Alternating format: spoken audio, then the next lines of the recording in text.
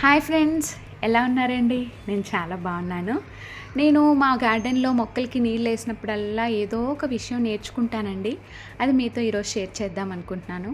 నేను కరివేపాకు మొక్క పెంచాలని ఎప్పటినుంచో అనుకుంటూ ఒక మొక్క కొనుక్కొచ్చి వేశాను. అది బాగా ఎండిపోయిందండి.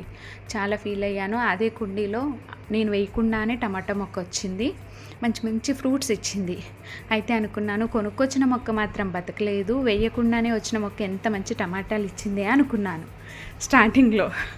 అయితే తీరా కొన్ని రోజులు అయ్యేసరికి కరివేపాకు మొక్క మంచి మంచి చిగుర్లు వచ్చి ఎంత గుబురుగా ఎంత బాగుతుంది చూసారా. టమాటా మొక్క మాత్రం పూర్తిగా చనిపోయింది, మొత్తానికి ఎండిపోయింది. సో దీన్ని బట్టి నాకు ఒక లైఫ్ లెసన్ అర్థమైందండి. ఏంటంటే కొన్నిసార్లు మనకి దగ్గర బంధువులు అవ్వచ్చు, బెస్ట్ ఫ్రెండ్స్ అవ్వచ్చు, ఇంట్లో వాళ్ళు అవ్వచ్చు, మనకు టైం ఇవ్వకపోయినా, లేకపోతే మనం అడిగింది ఇవ్వకపోయినా మనం డిసప్పాయింట్ అయిపోయి వీళ్ళు మనకు వర్త్ కాదు, వీళ్ళని మన లైఫ్లో నుంచి తీసేయాలనుకుంటాం.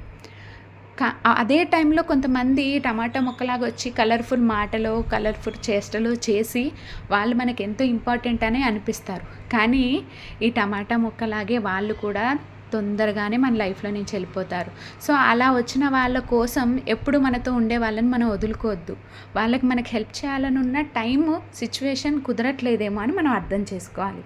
నా మాటల్లో ఏమన్నా వ్యాలిడ్ పాయింట్స్ ఉన్నాయనిపిస్తున్నాయా మీకు? అనిపిస్తే కామెంట్ సెక్షన్లో కామెంట్ చేయండి. Thank you. Bye bye.